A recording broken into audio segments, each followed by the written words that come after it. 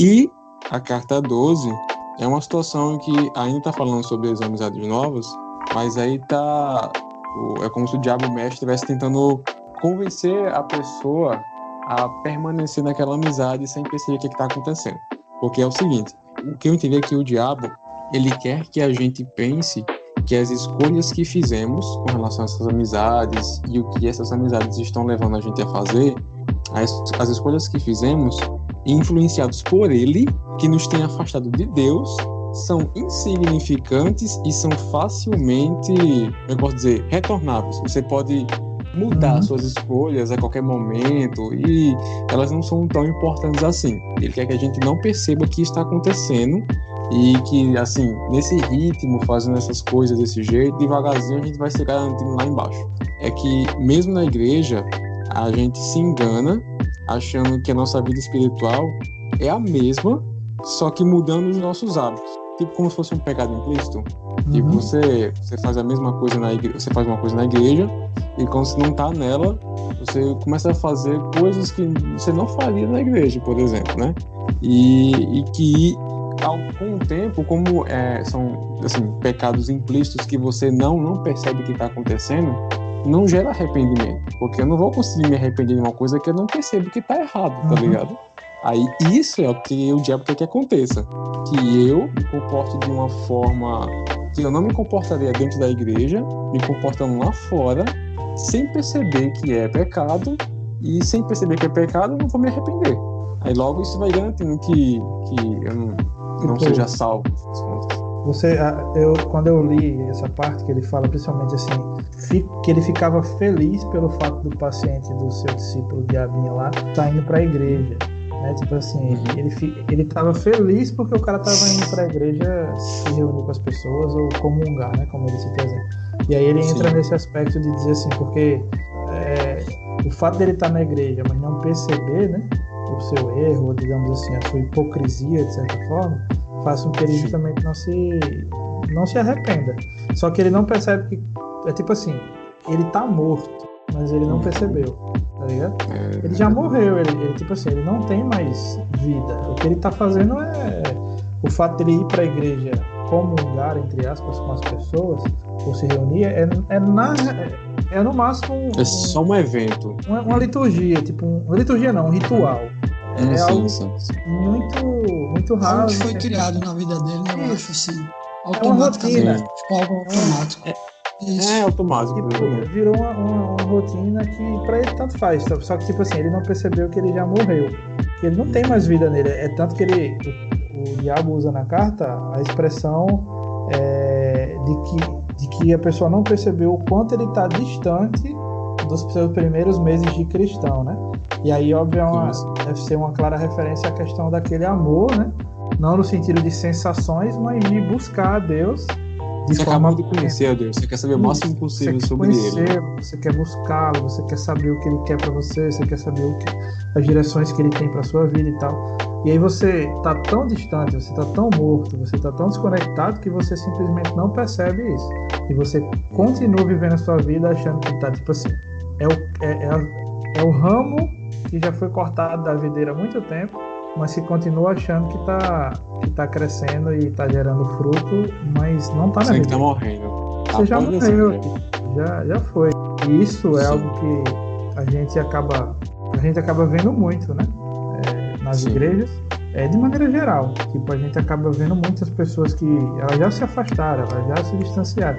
Eu lembro que uma vez eu fui pregar numa igreja e na época do carnaval, eu até citei isso num podcast há muito tempo atrás, de que eu falei pra galera assim, que você tinha, seguir a Cristo era seguir a obediência e tal, né? E aí eu falei assim, se você não quer fazer essas coisas, vá pro carnaval, tipo, vá-se embora, né? E aí tinha um post atrás de mim dizendo assim, diga não ao carnaval. Aí eu falei assim, não vá pro carnaval não, pelo amor de Deus. Só que o problema é que o carnaval, ele não derruba o crente, né? Tem gente que fala que o carnaval sai derrubando as pessoas. Essa pessoa já está com o coração caído. É diferente. Essa pessoa ela já morreu, filho. E aí, tipo assim, ela vai pro carnaval porque ela já tá morta, né? Porque o carnaval derrubou ela, não. Então, tipo assim, a gente tem que ter muita consciência com relação a essas coisas. E a gente, que muitas vezes se acha que está vivo demais, tem que que ter cuidado redobrado, porque às vezes a gente já morreu, né? É como Jesus fala, não sei se Jesus é Paulo que fala em Efésios, que diz assim, aquele que está de pé, né? Cuidado para que não caia. Porque às vezes a gente acha que está muito firme. A gente é tipo Pedro, dizendo que nunca vou abandonar Jesus. Não, Jesus, eu nunca vou abandonar, nunca vou fazer isso. E aí eu nego Jesus na mesma hora. Então a gente tem que ter muito cuidado. Eu lembrei da história de Davi. Claro que, não comparando, ele é uma pessoa que estava morta, né? São duas situações diferentes. Mas do quanto o pecado pode ir nos distanciando. Por mais que a gente não esteja morto, mas vai manchando a nossa visão, né? O pecado vai meio que coloca um muro, a gente não enxerga Deus. E se não, a gente não se arrepende, como aconteceu com Davi, se a gente for olhar para a história dele, é um pecado atrás do outro e só vai aumentando, né? E que Henrique falou aqui, né, da pessoa não estar vendo, por mais que estivesse muito explícito, eu acho que o pecado é tão perigoso, que aos olhos das outras pessoas, não, aquele cara Elton tá fazendo aquilo ali é pecado e errado. Mas por causa do pecado, né, da dureza de coração, que vai fazendo isso assim, eu posso até não enxergar aquilo como pecado. E muitas vezes o irmão tem que chegar e fazer como Natan fez, né, com Davi. Você fez isso e isso. Aí cabe a gente se arrepender ou não, né? Mas eu acho que o pecado é perigoso demais, porque começa nessas coisinhas pequenas, e se a gente não se arrepende nessas coisinhas pequenas, a gente vai acabar querendo encobrir as coisas pequenas com outras coisas, e só vai aumentando, e só vão ter consequências maiores. Eu não vou dizer que pecados maiores, mas as consequências do pecado vão ser maiores, como foi com Davi. Eu lembrei desse que eu falo da história de Davi. Eu lembrei também, ainda da história dele, né? Óbvio, devido às proporções, como o Aldo falou, não era um cara que estava morto, é um cara que vinha ficando meio que cego, né? Diante dos Até porque o cara que entra na situação de estar morto, ele tem que começar de algum lugar, né? Se Davi continuasse fazendo o que ele estava fazendo e ignorando os pecados, ele estar na situação de morto também. E é engraçado que, tipo assim, ele tentou encobrir, né? Ao máximo o pecado, principalmente aquele pecado no sentido do adultério, ele mandou matar o cara, enfim. Ele fez várias coisas e teve as consequências por isso. Mas o que eu acho legal é a respeito de você se achar forte demais. E aí você perceber que você já caiu. O texto lá de 2 Samuel, se eu não me engano, onde fala sobre Davi, o texto fala que Davi, em uma época que os reis iam para a guerra, Davi não foi. E ele era rei. Tipo assim, uma época onde todo mundo tinha que fazer o que tinha que ser feito, talvez Davi se achou bom demais. Não preciso ir. Não, tô de boa aqui. E aí ele não fez o que deveria ser feito e ficou olhando, tipo assim, vamos tentar traduzir, ficou olhando a vida dos outros, né? Tipo, ficou olhando da sacada do castelo dele a vida dos outros. Então assim, se achou forte demais, não fez o que era necessário fazer ou o que Deus pediu para ser feito, e ao invés de fazer o que deveria, passou a ficar olhando para as outras pessoas. E aí, tipo assim, resultado, né? É o resultado que a gente sabe. Fez uma ruma de besteira lá, matou o cara, perdeu o filho para depois receber uma reada lá do profeta e aí se arrepender, né? E é engraçado, o engraçado quando o profeta vai falar para ele a historinha, como ele vai cheio de senso de justiça para cima do profeta, né? Tipo assim, o cara tinha uma cabritinha, né? E o rei tinha 10. E o rei foi lá e matou o cara que tinha só uma cabritinha. O que é que esse rei merece? Ele morte pra esse cara, né? E aí, quando o profeta fala assim, é você? É você, safado. Aí eu lembro do Davi Hacker falando que, na hora assim, Davi fez, eu acho que eu vou ali escrever um salmo sobre graça, sobre misericórdia. E aí, rapidinho, ele tipo assim, falou sobre isso, tem a graça de mim, a misericórdia e tal. Isso é muito importante, a gente entender que às vezes a gente, por não fazer o que tem que ser feito, né, a gente acaba caindo justamente por isso, por omissão, por não fazer o que Deus quer que a gente faça. Que foi o que a gente falou, né, até na primeira carta, sobre essa questão dele que falou, na primeira carta, sobre a questão da omissão, da gente ficar calado com algumas coisas, né? E por você, e é engraçado, eu não tinha pensado nisso, mas como eu falei aqui nessa questão do pecado, eu pensei na questão do pecado direto, né? Mas começa com esse pecado meio que, por assim dizer, indiretamente, né? Ele ter sido omisso. Em consequência desse pecado, meu irmão, a gente vai, se a gente não se arrepender, só vai gerando outros. E é interessante, a gente fica meio que cego mesmo, se a gente não se arrepender.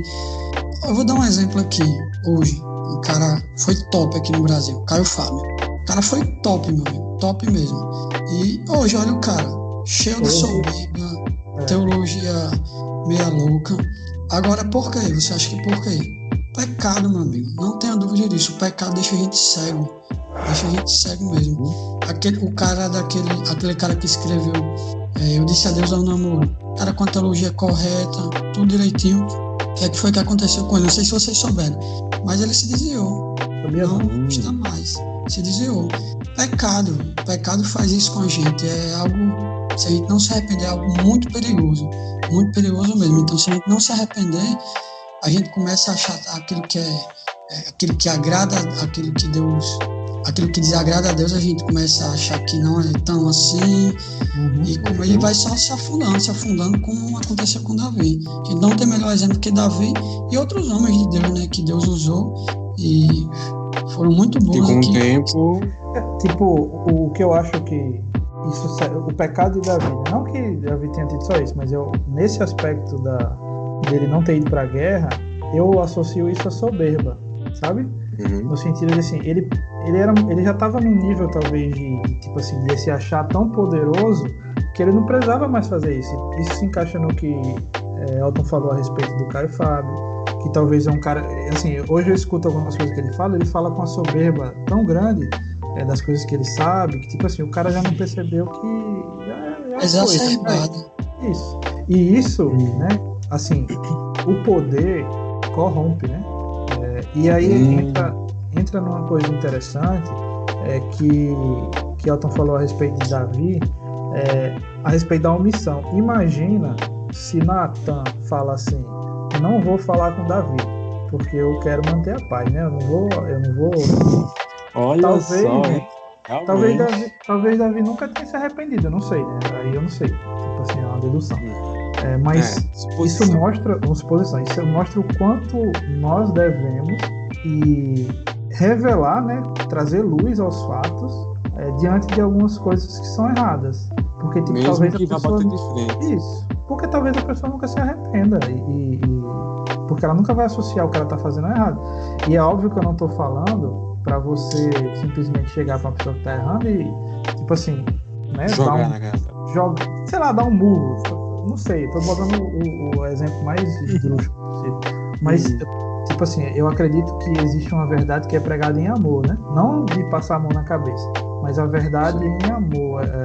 Eu lembro muito do exemplo de Cristo com a mulher samaritana, a mulher lá que era prostituta que ia ser apedrejada, né? Que ele falou assim: quem aqui não tem pecado que atira a primeira pedra. E aí a galera foi saindo, né?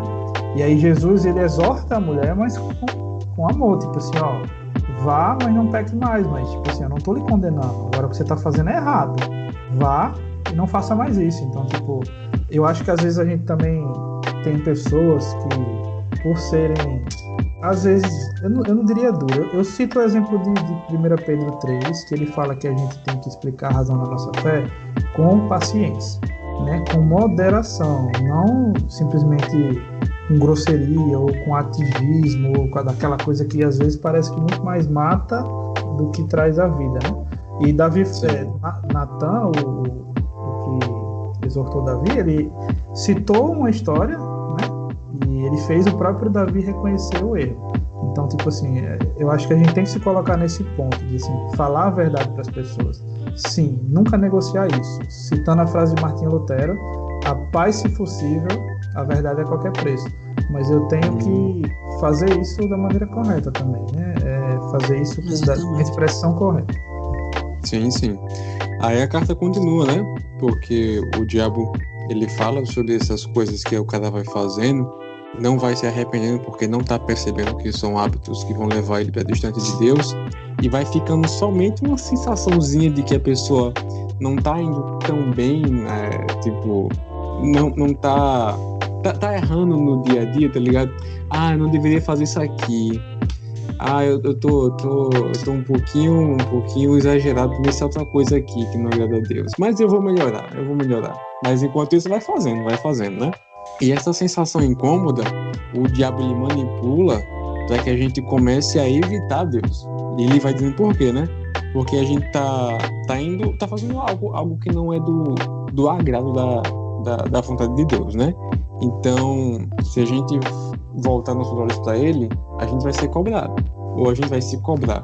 Porque se eu tô fazendo uma coisa que não agrada a Deus, e eu paro um tempo para falar com Deus, a buscar ele, e logo me vem a informação na palavra, por exemplo, de que aquilo que eu tô fazendo hoje não faz bem a ele, é uma cobrança. Então eu vou ter que parar, né? Eu vou ter que buscar parar com isso.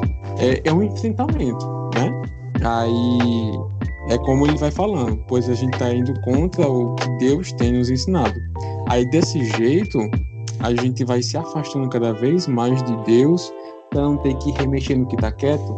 Tipo, eu tô fazendo coisa errada aqui, é só uma sensação, eu sei que tá errado, mas eu não vou colocar isso aqui na frente de Deus não, porque aí vai me cobrar, aí eu vou ter que parar, aí eu vou ter que mudar meus hábitos, não sei o que, tá ligado? Só pra não rolar atrito. E no fim das contas, o que isso causa é que a gente vai se aproximando cada vez mais de qualquer outra coisa que não tenha a ver com Deus, né? Mesmo que aquilo a princípio que desagradava a gente como cristão, o que nem dava prazer, começa a virar quase um vício, né? Um mau hábito que a gente vai mantendo vai quase virando um vício. Então a gente vai mantendo um hábito ruim que gera uma sensação ruim só para não ter que jogar ela à luz do evangelho, à luz da palavra, pra gente perceber que a gente tá fazendo errado, pra não ter que mudar. É osso, né, boy? Eu entendo, às vezes também o cara... Primeiro, o absurdo da pessoa às vezes achar que tá escondendo, né? Algo de Deus, assim. Não é isso? Não, como se Deus não soubesse, né? Mas isso, eu acho que às vezes o nosso receio é de não revelar isso para as pessoas, né? As pessoas que de certa forma vão jogar justamente essa luz do evangelho sobre a nossa atitude. Talvez foi isso que Davi fez, e é isso que muita gente faz. A gente não tem, eu tenho tido essa percepção ultimamente, a gente não tem dificuldade em pedir perdão a Deus. O que a gente tem dificuldade é de confessar os nossos pecados. E aí existe uma diferença muito grande entre pedir perdão e confessar pecado. Tipo assim, o pedir perdão é tipo assim, tá, eu errei, foi um erro, beleza, me perdoe. Agora, o confessar o pecado, né? Tipo assim, é justamente esse fato de você jogar a luz da Escritura e dizer assim, isso aqui foi um pecado, Deus. E eu preciso me arrepender disso. Porque eu pedi perdão, muitas vezes, o cara pede perdão para manter a paz, o cara pede perdão para ficar de boa, o cara pede perdão para se sentir melhor. Mas o cara confessa pecado para se arrepender. Então, tipo, essa consciência é muito difícil das pessoas terem. E as pessoas acham que estão escondendo de Deus alguma coisa, né? Como se isso fosse possível. E não tem como. Deus tá vendo, cara. O que você faz no banheiro aí, ninguém tá vendo, Deus tá vendo. O que você faz no seu quarto quando ninguém tá vendo, Deus tá vendo. O histórico do seu Instagram, né? Que ninguém tá vendo. Deus tá vendo, não adianta. E aí o que a gente tem que fazer é associar isso não como um erro, mas como um pecado e confessar isso, né? Porque a Bíblia fala sobre cura na perspectiva de confissão, né? E não de ficar, gente, Deus me perdoa, meu Deus, eu errei, me perdoa. Tipo assim, o cara não faz isso na perspectiva de arrependimento, ele faz isso na perspectiva de só jogar pra fora mesmo e pronto. Pelo menos eu tenho tido essa percepção. Né? Ficar com o peso da culpa, da consciência manchada. Sobre isso aí, né, eu acho, levando para aquele lado que a gente já estava comentando da omissão, de ser algo que não é tão explícito assim, por exemplo. Sei lá, eu deixar de fazer alguma coisa, né, pro reino, e isso acontece com a gente, né? Porque é muito mais fácil da gente identificar, estou falando por mim, da gente identificar o erro dos outros, mas da gente a gente parece que meio que fica cego. E muitas vezes a gente, sei lá, eu não vou fazer. Vou dar um exemplo aqui. Vamos dizer que vai ter um culto daqui a pouco, né? E eu, sei lá, a mãe se eu estou um pouco indisposto, aí eu me engano. Eu vou tomar um remedinho aqui pra febre. Eu tô me sentindo um pouquinho quente, cara. Aqui eu tomar um remedinho pra febre, não vou cultuar a Deus, não. Sendo que é apenas preguiça ou algo do tipo, né? Então eu acho que essas coisas, elas meio que evidencia o nosso pecado e, ao mesmo tempo, evidencia o quanto a gente tem um coração enganoso, né? Por fazer isso, ou deixar de fazer algumas coisas também. E o problema maior, né, que a gente olha para o pecado em si, mas se a gente for olhar, assim como Davi começou, né, um pecado da omissão, né, da soberba, algo que não é tão notório assim aos olhos dos outros, mas que vai levando a pecados maiores, né, a pecados que com consequências maiores. Mas o problema do pecado em si é contra quem você está cometendo o pecado. Esse é o problema. Você está cometendo um pecado contra um ser infinito, que é o que algumas pessoas falam quando vão falar do inferno, né?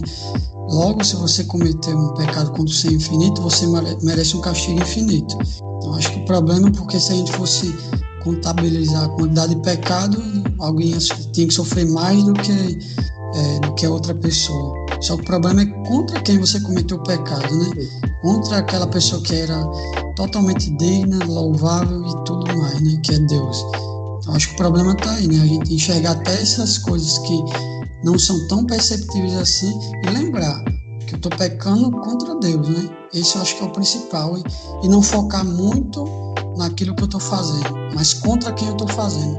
É interessante que isso que o Otto falou, porque quando a gente vai associar o que Davi fez, e isso entra na questão, por exemplo, da diferença do perdão para a confissão, é que quando você vai ler o Salmo 51, que é justamente a confissão de Davi pelo seu pecado, ele vai falar assim, tipo assim, tem misericórdia de mim, né? É um texto muito conhecido.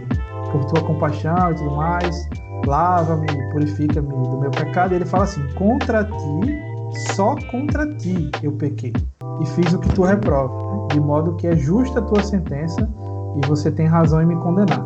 Então, tipo assim, Davi, quando ele reconhece o seu pecado, não o seu erro, ele reconhece que o pecado dele foi contra Deus, né? Deus. Ele reconhece que o mal que ele fez foi um mal que Deus reprova. Então, tipo assim, mas é óbvio que Davi fez mal a uma pessoa também, que foi o Urias, né? Que ele acabou levando o cara à morte. Mas ele reconhece que o pecado dele foi contra Deus, e isso muda toda a perspectiva, e talvez isso seja uma diferença de você confessar o seu pecado, porque o seu pecado é contra Deus. Tipo, isso é muito diferente.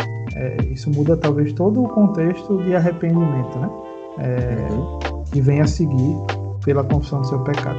O que eu achei interessante do final da carta, não sei se Henrique vai falar sobre isso, mas é quando ele fala justamente sobre essa questão do pecado, que ele fala assim, tipo assim, que o diabo mais novo, o seu discípulo, estava muito preocupado em que o seu paciente, né, fizesse um pecado grandão e tal, algo extravagante. Sim.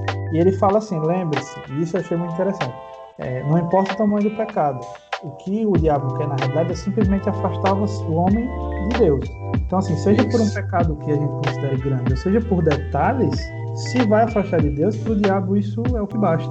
É suficiente, exatamente. Ele até fala assim, um assassinato não é tão proveitoso do que um jogo de cartas semanal que afasta o cara de Deus da mesma forma. Então, não que jogo de cartas... Não que jogar cartas seja pecado, né? É que ele vai substituindo uma coisa por outra. Ele cita o jogo de carta como um negócio mais de vocês substituindo mesmo, né? E levando ele pro nada. Ele até fala isso, tipo assim, afastar o homem pro nada. Então, tipo assim, a gente tem que ter a preocupação do todo, né? Tipo assim, às vezes a gente tem uma preocupação muito grande, trazendo pro nosso contexto, principalmente masculino. E essa preocupação tem que existir, de muitas vezes questões de pornografia, e tem que existir porque isso é pecado mesmo, né? Isso não é certo. Mas às vezes o cara está muito preocupado com isso e não está preocupado com a mentira que ele conta para a esposa, para a mentira que ele conta para o pai, né? Para a soberba que ele tem. Só que tudo isso afasta você de Deus de todas as formas. Então você tem que se preocupar com tudo, de uma maneira completa. Muita coisa. Para resumir, é isso. Tipo, eu entendi a carta dos resumir como você ter justamente cuidado com o todo. Às vezes o diabo não quer que você mate uma pessoa, não quer que você roube alguém, se só tipo assim, o seu histórico do Instagram já faz isso suficientemente. Se só os vídeos que você vê no YouTube já faz isso, ele não tá nem aí se você vai roubar alguém, vai matar alguém, vai fazer alguma coisa, porque isso já é suficiente para afastar você de Deus. Então, não importa os métodos, ele só quer garantir que você seja afastado. Talvez você se afaste de Deus até mesmo servindo a ele, isso acontece. O diabo faz isso também muito fácil. Sim, realmente. Até porque ele mesmo na carta disse que gostou do fato do cara ter indo pra igreja. Você tá servindo a Deus e se afastando dele, olha que, né? Ironia. Eu riria se não fosse tão trágico. São aquelas coisas lícitas, né? Que tem pecados que eles são, visivelmente você vê que é pecado, mas tem coisas que, por exemplo, aos olhos de outra pessoa, ela pode estar fazendo aquilo, né, ser algo bom, algo louvável, tá glorificando ao Deus, aos olhos da pessoa que está vendo por fora, mas aos olhos de Deus, né, se aquela pessoa que está fazendo aquilo está com motivação errada, ou seja, ela está cometendo pecado e o diabo pode estar usando isso para afastar dela, da mesma maneira que usa uma pessoa, sei lá, bebendo no bar ou algo do tipo. E pior, né? Eu cometi É pior porque o cara que tá no bar, ele bebendo, tá fazendo coisas erradas mesmo, ele sabe que aquilo é errado. Agora, quem tá fazendo uma coisa lícita, pra ele tá fazendo a coisa certa. Eu acho que é muito pior porque tá sendo meio que enganado ali. Ele mesmo tá se enganando. Tá se enganando, verdade. Eu acho bem pior, mano.